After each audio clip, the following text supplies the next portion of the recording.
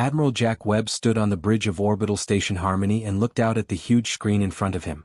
He hadn't noticed that his coffee had gotten cold in his hand about 10 minutes ago. He was too busy watching something that couldn't happen right in front of him. The space was tearing apart. Not like in the movies where everything is dramatic and glowing, but like someone was ripping apart the very fabric of reality. Through these strange windows, alien ships began to show up one after the other. Big ones. Little ones. Ships that looked like they were made of glass. Ships that looked like they were alive. Jack, who had been in the military for 40 years, had never seen ships covered in weapons like these before. Lieutenant Brian Cole from the scanning station said, "Sir, we're counting more than 300 ships." His voice broke a little. The kid was 25 years old and had never seen anything more dangerous than a fight over cargo. "They're not answering our usual greetings." Jack put his coffee down carefully. "Don't give up. And someone please give me a full list of all the species we're looking at." 47, sir," another officer shouted. "It's the whole Galactic Concordat. All of the members of the species just showed up at our door." Jack stopped for a moment. The Concordat was like the United Nations for aliens, but it worked. These people weren't pirates or thieves. This was real. This was put together. This was really, really bad. Or it should have been. Commander Lisa Grant walked up next to him with her arms crossed and looked at the display with the same intense focus she brought to everything. Jack had learned to read Lisa's moods over the past 8 years, when she had been his second in command. Her lips were twitching right now. She was doing her best not to smile. "Is something funny, Commander?" Jack asked in a low voice. Lisa said, "Not yet, sir. But I have a feeling it's going to be." The communications officer practically jumped out of his seat before Jack could ask what she meant. "Sir, we're being called. It's coming from the main ship. Sound and sight.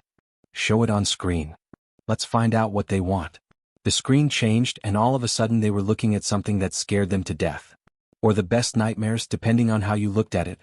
The alien was at least 8 feet tall and had dark green scales all over its body that looked like armor. The pupils in its yellow eyes were vertical slits. Jack could see rows of very sharp teeth when it opened its mouth to talk. "Humanity," the creature said, and a computer turned its voice into perfect English. The translator tag said that he was Ambassador Vextor of the Concordat. "Today is the end of your 1,000 years of weakness. We have been watching you. We have looked at you. You have lived in peace for 1,000 years. You don't remember how to fight anymore. You have gotten soft and comfortable. The Concordat is now at war with all humans. You will give up your worlds, your resources, and your people. Or you will be completely wiped out. These are the only options you have." The bridge was completely quiet. Jack could hear the computers humming, the scanning equipment beeping softly, and his own breathing. Everyone on that bridge was looking at the screen thinking about what they had just heard. Then someone made a joke. It was a short sound that stopped quickly, but in the quiet, it might as well have been a gunshot. Jack didn't look to see who it was. He was too busy watching Vextor's face change in confusion. "Did." The ambassador's translator seemed to have trouble with the words. "Did one of you just laugh? When there is a declaration of war." Another laugh. Then one more. Lisa wasn't even trying to hide her smile anymore. Crew members were looking at each other around the bridge, and Jack could see it spreading quickly. How silly it all is. The fact that what was going on was so silly. Jack cleared his throat in an effort to keep up with military discipline. "Ambassador Vextor, we are grateful for the official statement. It's very polite of you to let us know ahead of time. These days most people just shoot first. But I think you should think about this choice again." The scales on Vextor's body seemed to get darker.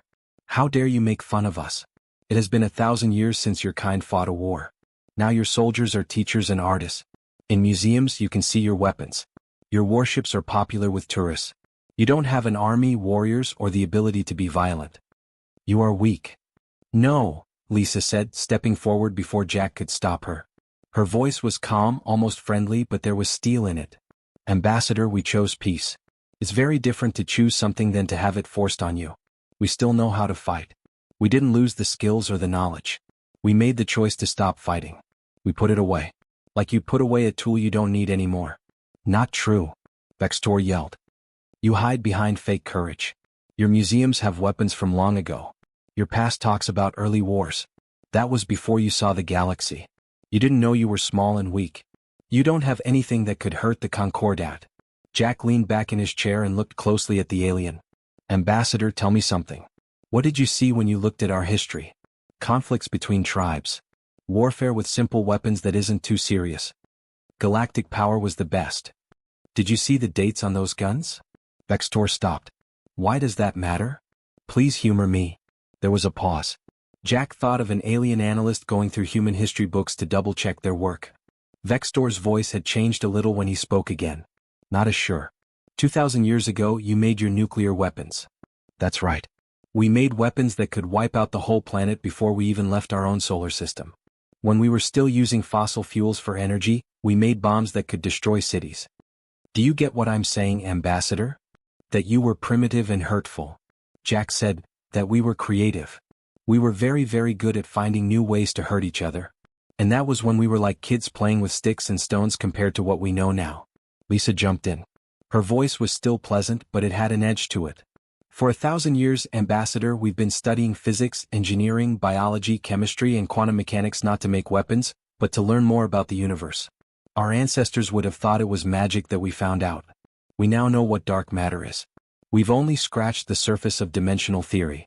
We have made a map of the quantum foam. And you think that makes you a threat? Vextor asked. No, Jack said in a low voice. What makes us dangerous is that we decided not to be dangerous anymore.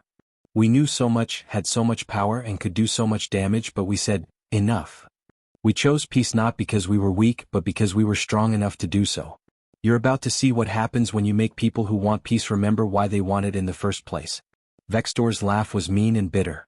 Words that mean nothing from a dying species. You have one chance to give up. Choose wisely, people. The transmission stopped. The bridge was quiet again, but this time it was different. This time it wasn't a shock. It was excitement. Sir, orders? Lisa asked. Jack slowly stood up, feeling every one of his 63 years in his bones. Then he grinned. The smile wasn't nice. The smile on their face said they had just been given permission to open a very old, very dangerous box. Someone should wake up General Patterson. I don't care if he's in the middle of showing off his art. Tell him to open the old vaults now. A young officer at the communication station looked up, and his face was pale. Sir, should we be scared? Jack really looked at the kid and saw that he was scared. The lack of certainty. This officer was born into a galaxy that was at peace. He'd never been in a war, never seen real violence, and never had to make the tough choices that Jack's generation learned about in school. Jack's smile got a little softer. Not for us, son. Not for us. Dr. Robert Hayes had been in charge of the Smithsonian War Memorial for 32 years. He had given tours to school kids, hosted documentary filmmakers, and answered questions from historians during that time. He had never given a briefing to real military people in 3 decades. No one in uniform had been in the building since it was built 800 years ago. They were all in the main hall now. Engineers, pilots, soldiers, and officers. They stood in small groups, talking quietly and looking at display cases that they probably saw when they were kids on field trips. But now they weren't looking at the past. They were looking at tools. At weapons. At instructions for things that people had promised themselves they would never do again. General David Patterson walked slowly through the displays, and the sound of his boots on the marble floor echoed. Robert paid close attention to him. In his uniform, the general looked out of place. That made sense. 3 days ago, Patterson was getting ready for an art show in downtown Chicago. Magazines had written about his sculptures, which were made from recycled materials. People who didn't like his work said it was hauntingly peaceful, and a meditation on change. Robert could see how much the man had changed now that he was back in uniform. Or maybe how much he was still the same under everything else. General Patterson, Robert said as he hurried to catch up. Everything is still here. We have kept everything in line with the rules for preservation. Every battle plan, every weapon design, and every battle simulation from all of human history. The digital archives are finished. All of the physical samples are in good shape. We can get you anything you need. Patterson stopped in front of a long display case. There was a rifle inside. Not a fancy one, not one of the plasma weapons used in later wars.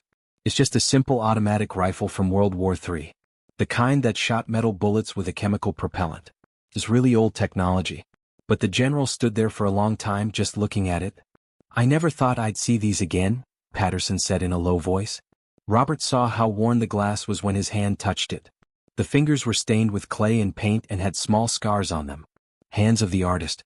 I used to teach classes on war before space. Before I stopped working. Before I decided that I'd rather make things than learn how to break them. Sir, the command center is ready. The internet has all of the historical databases. We can get anything from. How long will it take to make? Patterson spoke up. Sir? These guns. These strategies. How long would it take us to make them right now? Robert had been ready for this question. He had done the math right after he got the emergency call.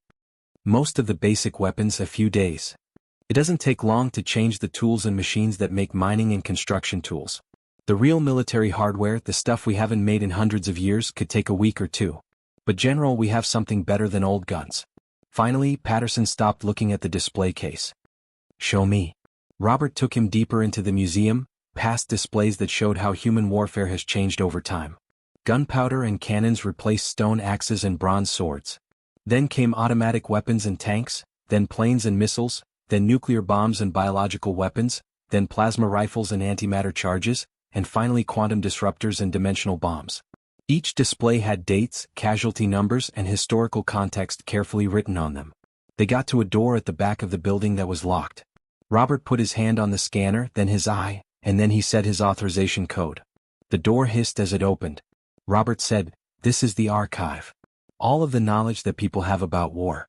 What we've learned over the last 10,000 years of killing each other. Everything is here." The room on the other side was huge, with servers and storage units lining the walls from floor to ceiling. Holographic screens floated in the air, showing file directories and data streams. Patterson walked in with big eyes. He whispered, "My God. Is this all tactical information? Every fight that has ever happened. All weapons that have ever been made. Every strategy that has ever been tried. General, we didn't just keep the things safe. We kept the information safe. The thought process. The process of solving problems. How people change when they're under stress. How we come up with new ideas when we're in trouble. How we fight." While they talked, the Concordat was learning this lesson the hard way, 3,000 light-years away. There were about 3,000 people living in the New Haven settlement, which was a mining colony on the edge of human space. They lived simple, quiet lives and mined rare metals from asteroids. The Concordat commanders thought it would be easy when the alien warships showed up. These people weren't soldiers. There were families, miners, and engineers among them. Captain Jake Morrison was 46 years old and had been in charge of mining operations for 20 years. He had never shot a gun before. He had never been in a real fight before. But he had practiced. Everyone did. Every human settlement, no matter how far away from Earth, did what they called historical reenactments. It's basically a game of war. Fun things to do that everyone thought were just ways to stay connected to the past. Find out what your ancestors thought. Try out a simulation of battles from the past. Be grateful for how far you've come. But they weren't just games. Do you all remember the drills? Jake said this calmly over the radio. He was strapped into his mining ship and watched 3 alien destroyers get ready to attack. His hands weren't shaking. He was surprised by that. Formation Delta 7. First, aim for their propulsion systems. Copy that, boss, said Helen Ross, his pilot. She had been flying mining ships for 15 years, avoiding debris and navigating through asteroid fields. Now she was dodging gunfire and her voice was calm. These mining lasers work just fine against hull plating, which is funny. The ships used for mining weren't made to fight. They were made to cut through metal and solid rock. Which, as it turned out, was the same as cutting through the armor of a spaceship. The Concordat commanders on their flagships couldn't understand how the miners moved with such precision. These ships weren't for the military. These people weren't trained to fight. But they flew in perfect formation, planned their attacks, covered each other's weaknesses, and hit weak spots with surgical precision. 2 Concordat destroyers were drifting in space within an hour. Their engines were broken and their life support systems were failing. The third had run away, sending out desperate messages about human military forces that didn't exist. Robert and General Patterson weren't celebrating back on Earth. They were busy. The archive was open and now people were doing what they did best: teaching. "Start the broadcast," Patterson said. People started to send messages in every language and on every communication channel that the Concordat used. No threats. Not requests. Just facts. Lessons about the past. The first video showed a mushroom cloud rising over a city that had been around for a long time. The narrator calmly explained that this was from 2045, when people had split into warring groups and almost wiped themselves out. The weapon in the picture could blow up 50 megatons.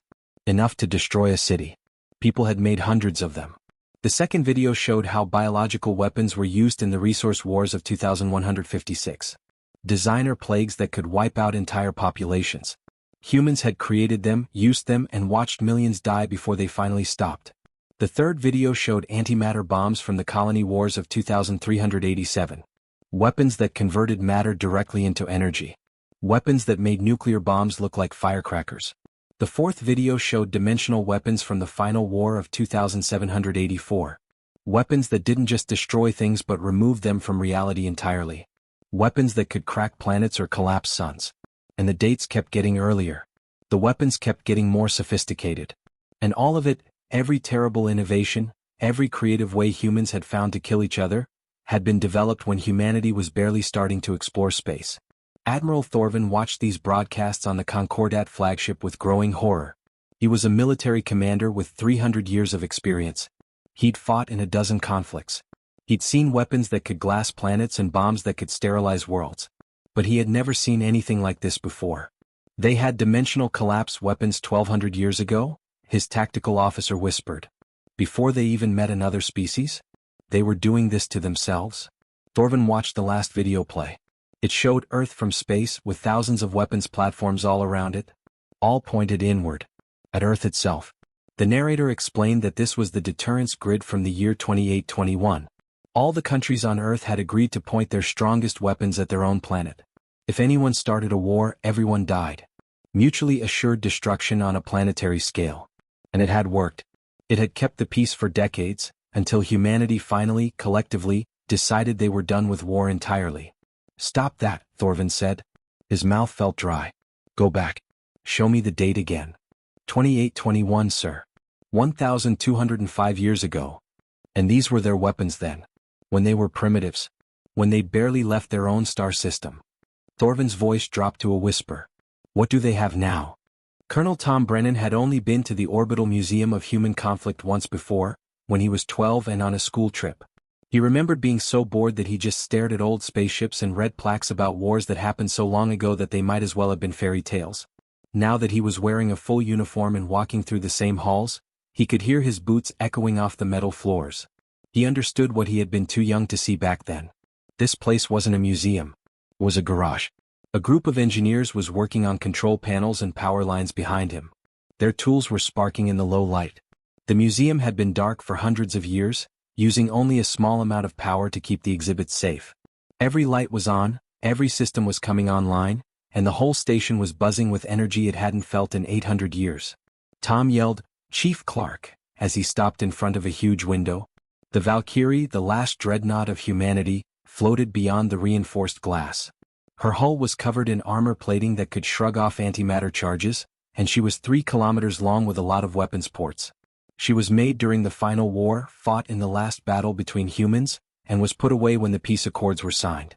How long will it take to get her online?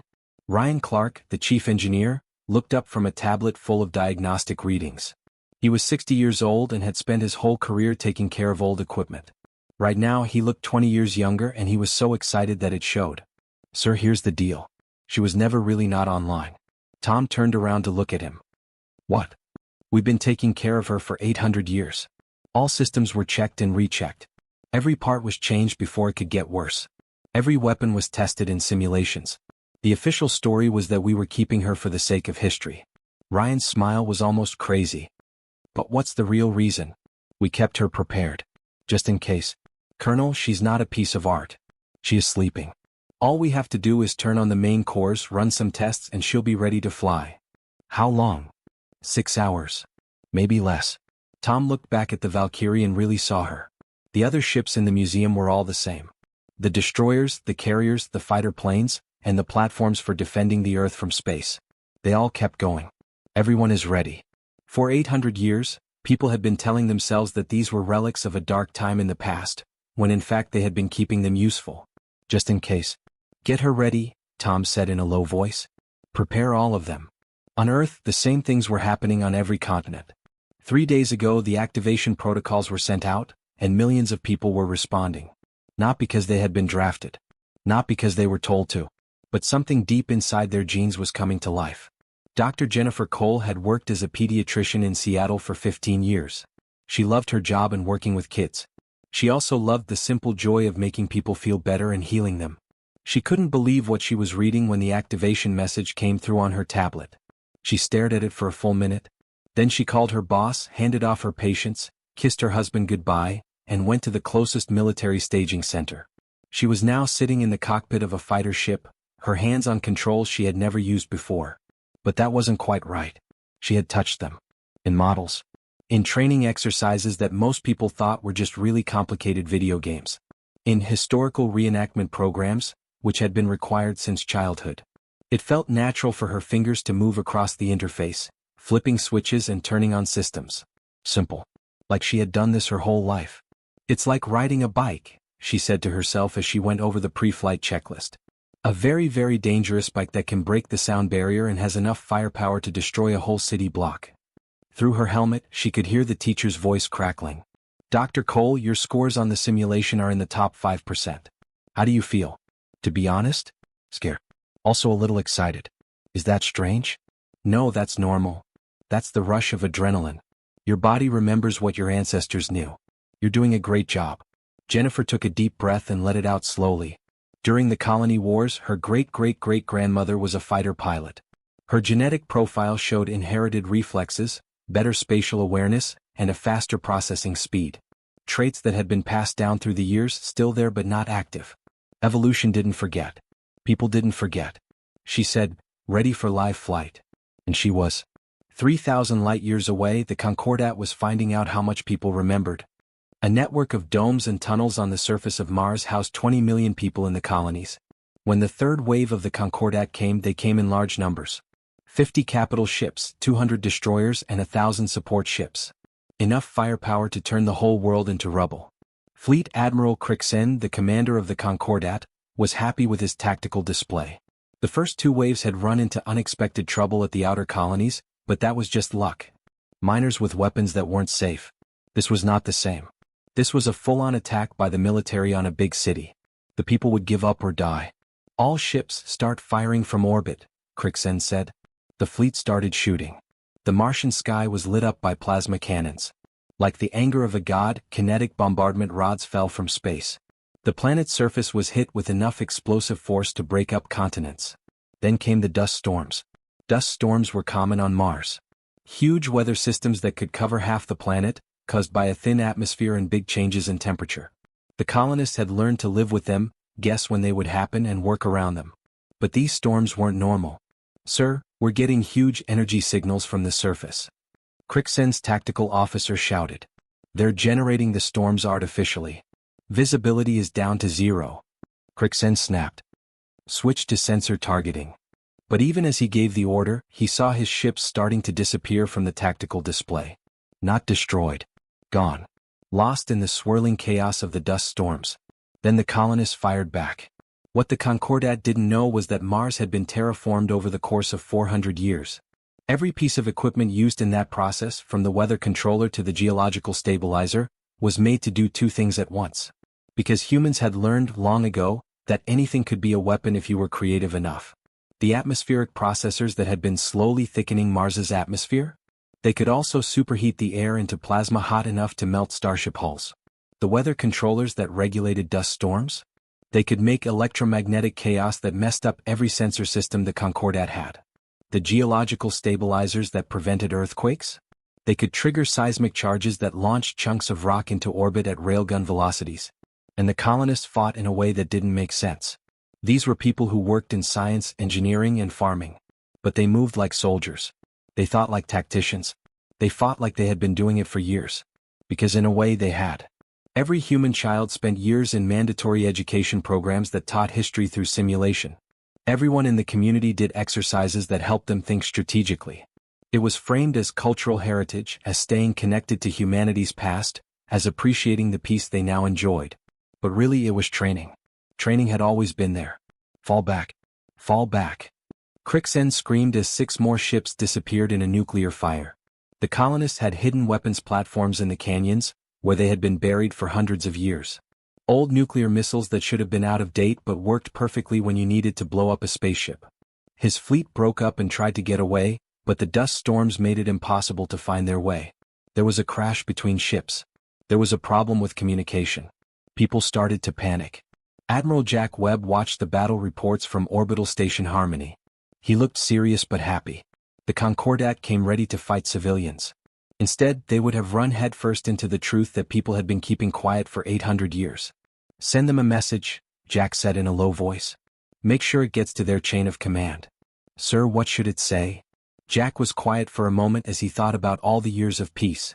All those generations who had never known war, violence, or the need to hurt others. All that time spent learning, building, and making things. All that knowledge built up. Tell them this is just the warm-up, he finally said. Tell them they saw what we built before the peace. They haven't seen what we made after. Dr. Nathan Pierce had spent 40 years studying things that most people couldn't even say. Quantum entanglement. Interactions of dark matter. The theory of dimensional membranes. He had written more than 200 papers, won 3 major awards, and taught at universities all over the world. His work was only theoretical and academic. He studied the universe because he wanted to know how it worked, not because he wanted to use it for anything useful. That was really the whole point. After a long and bloody history, people had come to the conclusion that knowledge should be sought for its own sake. It wasn't about making better weapons anymore.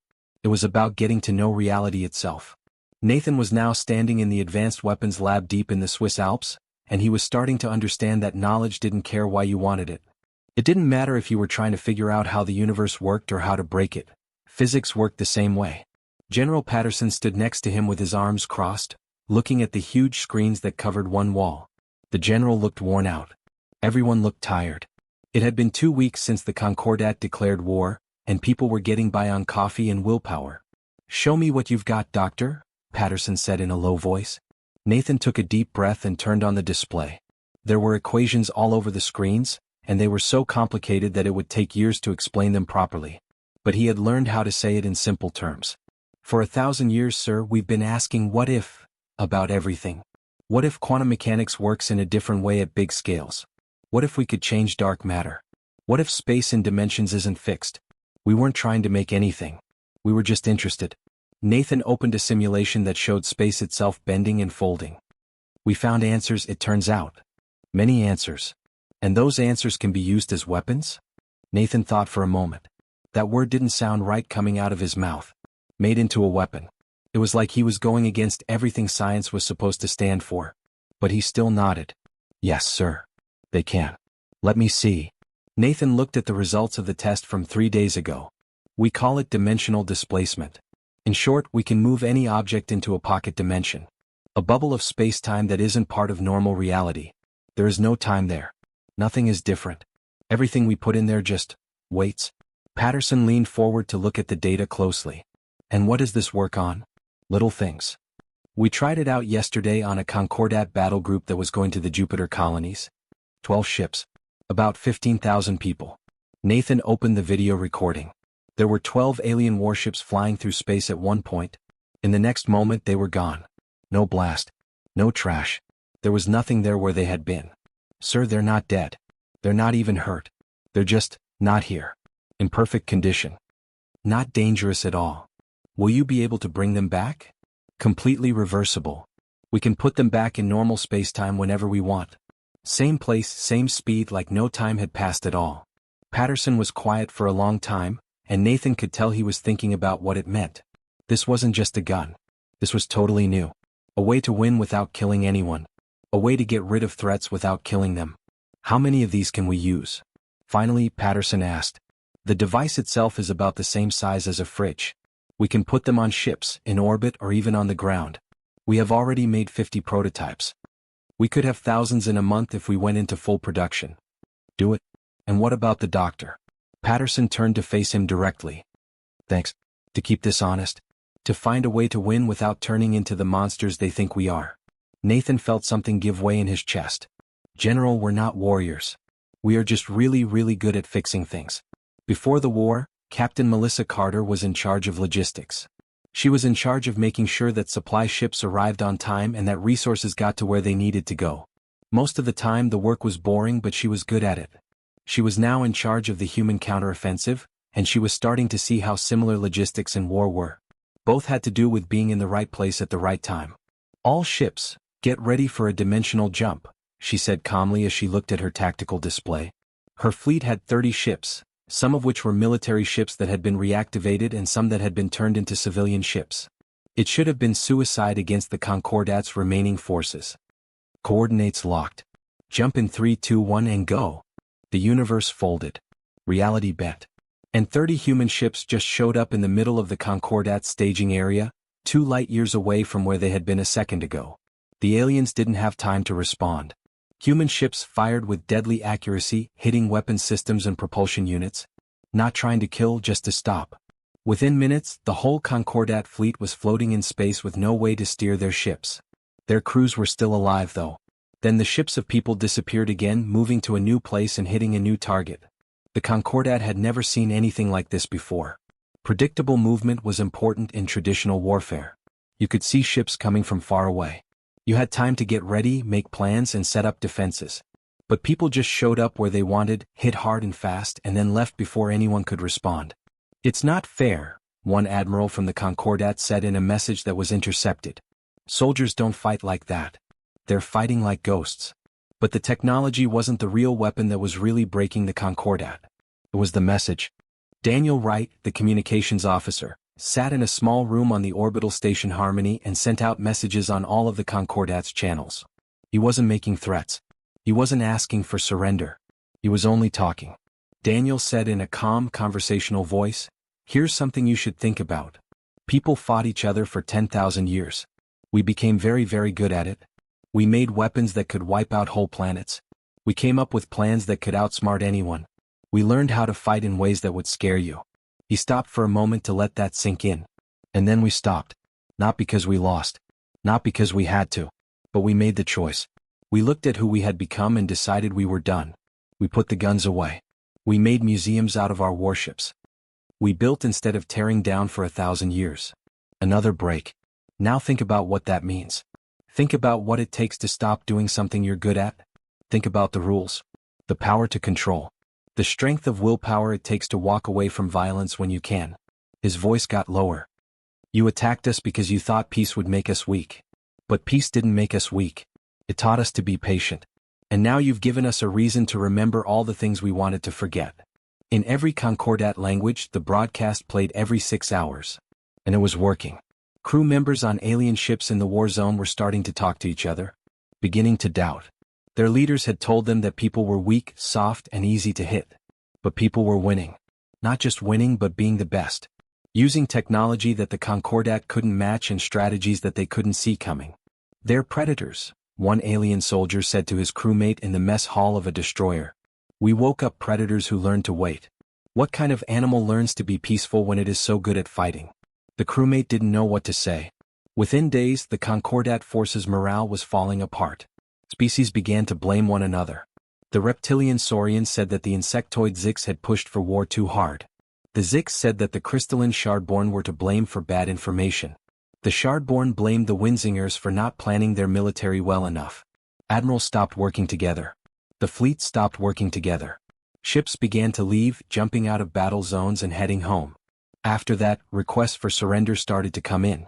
Commander Lisa Grant stood at her post on the Harmony, watching the communication logs go by faster than she could read them. "Admiral Webb, we've gotten requests to surrender from 32 different species so far. They are mostly asking for peace terms that are different from the rest of the Concordat." Admiral Jack Webb nodded slowly, but his face showed no joy or satisfaction. Just tiredness.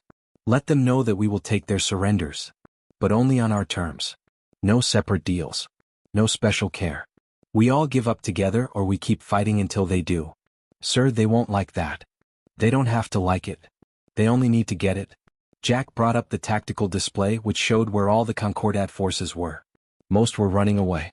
Some were fighting with each other. Some were trying to hold their defensive positions, but they were all over the place and not organized. "Commander, we're not trying to punish them. We're trying to show them how. When everyone does their own thing, peace doesn't work. It works when everyone agrees on the rules and follows them." Lisa smiled a little. "That's very deep, sir." Jack said softly, "I used to be a teacher. Before all this, taught high school students about history. I always told them that starting peace isn't the hardest part. It's keeping it up. Making sure that everyone knows why it is important. Making sure that everyone remembers what happens when it breaks. Do you think they'll learn?" Jack saw that the requests for surrender were still coming in, and species that had been so sure of themselves 2 weeks ago were now begging for mercy. They're learning right now. Half a year. That was the length of the war. It took 6 months from the day Ambassador Vextor declared war to the day the last Concordat fleet gave up. It was only a small part of the big picture of galactic history. But those 6 months changed everything for the species involved. Rachel Foster, the ambassador, stood at the podium in what used to be the Concordat Assembly Hall. Because the old Concordat was gone, they had changed the name to the Reformed Galactic Assembly. Not destroyed or conquered, but changed in a big way. The building still looked the same, with its tall architecture and clear viewing ports that let you see the stars outside. But the people who were sitting in those seats were different now. More humble. More wise. They were scared in a way they had never been before. Rachel was 53 years old, had been a diplomat for 30 years, and never thought she'd be giving this speech. She had spent her whole career making deals for trade and cultural exchange. Now she was telling the whole universe why people had chosen mercy over revenge. Peace isn't the lack of strength, Rachel said in a clear voice that echoed through the room. You got that wrong. You looked at us and saw a race that hadn't fought in 1,000 years. You saw our weapons in museums and our soldiers working as artists and teachers. You thought we had lost the ability to fight. You thought that peace had made us weak. She stopped and looked around the room at the 47 species representatives. Some people wouldn't look her in the eye. People looked at her with looks she couldn't quite understand. Maybe fear. Or respect. Or both. But peace isn't weak. You can choose peace. For 1,000 years, people chose peace. We made that choice every day, fully aware of what we could do. Knowing what we could do if we wanted to. That's what true strength looks like. Not the power to destroy, but the will to choose not to. Ambassador Vextor sat completely still in the front row. The proud lizard warrior who had declared war 6 months ago looked different now. He seemed smaller, even though he hadn't changed in any way. His scales weren't as sharp. He had a bent posture. He looked like someone who had learned a hard lesson and was still thinking about it. Why? Vextor said all of a sudden, his voice rough. Why didn't you kill us? You could have. You had every right after what we did, after we attacked your colonies and killed your people. All of them. You could have killed every one of our species, and the galaxy would have said you were right to do so. The room fell silent. This was the question that everyone wanted to know the answer to. Humanity had won the war completely and without a doubt.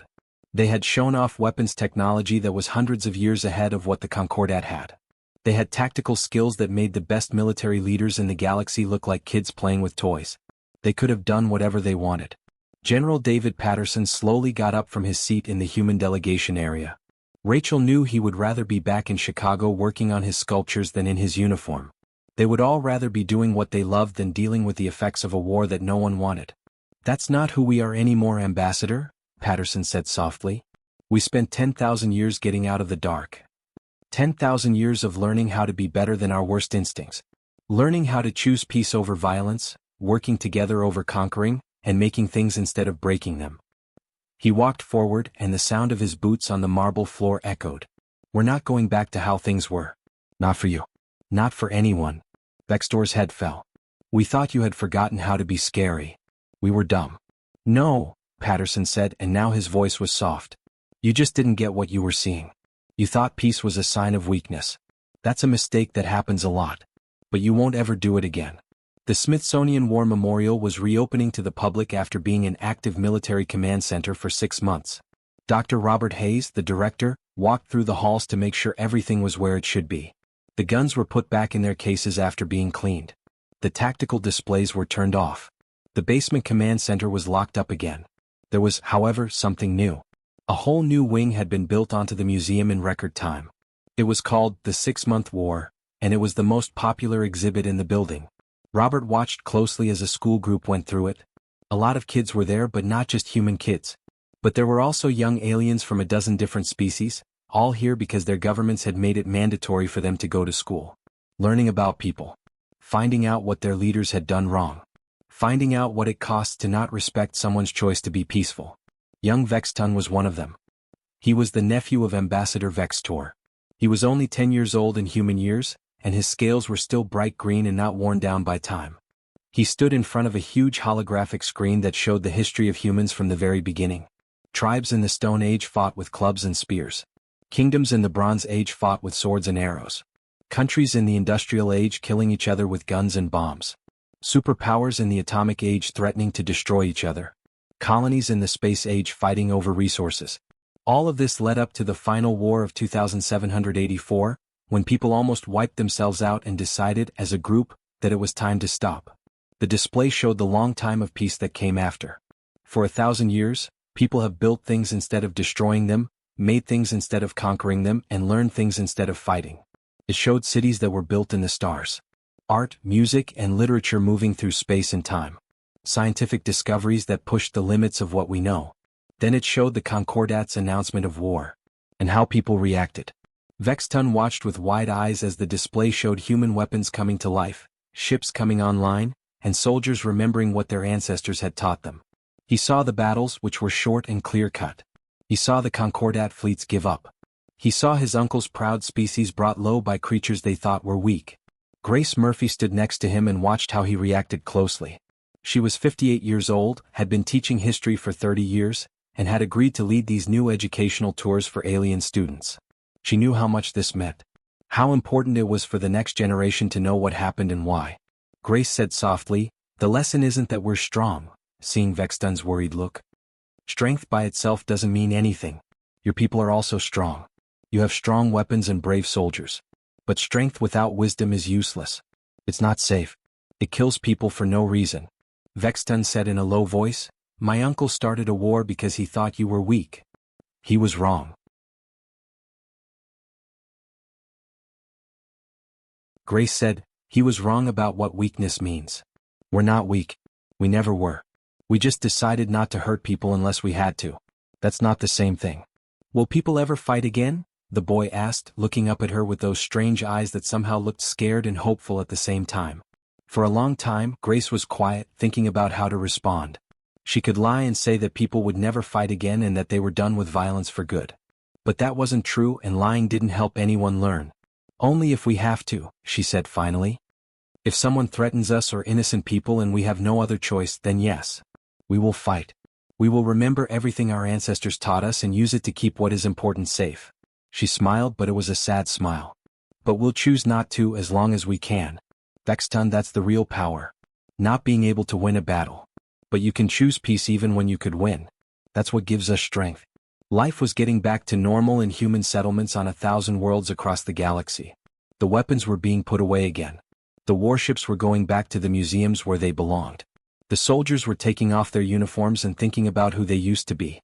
Dr. Jennifer Cole returned to her pediatric clinic in Seattle, where she healed kids and made them smile. Captain Jake Morrison went back to mining, where he cut rocks instead of enemy ships.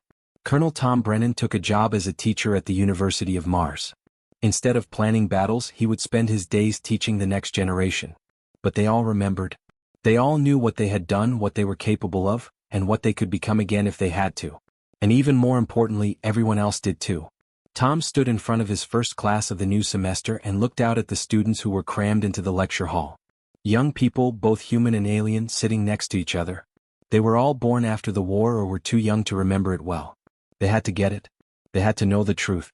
Tom said, "Welcome to Military History 101. I know that most of you are taking this class because you have to. You'd rather be studying your real major, which could be art, engineering, xenobiology, or something else. But this class is important. What happened 6 months ago is important. And I'm going to make sure you know why." He brought up a holographic display that showed Earth, calm and blue against the dark sky. Humanity doesn't want war. We've shown that for 1,000 years. We have built civilizations all over the stars without taking over any of them. We have made friends with dozens of alien races without making them do what we want. At every turn we've chosen peace.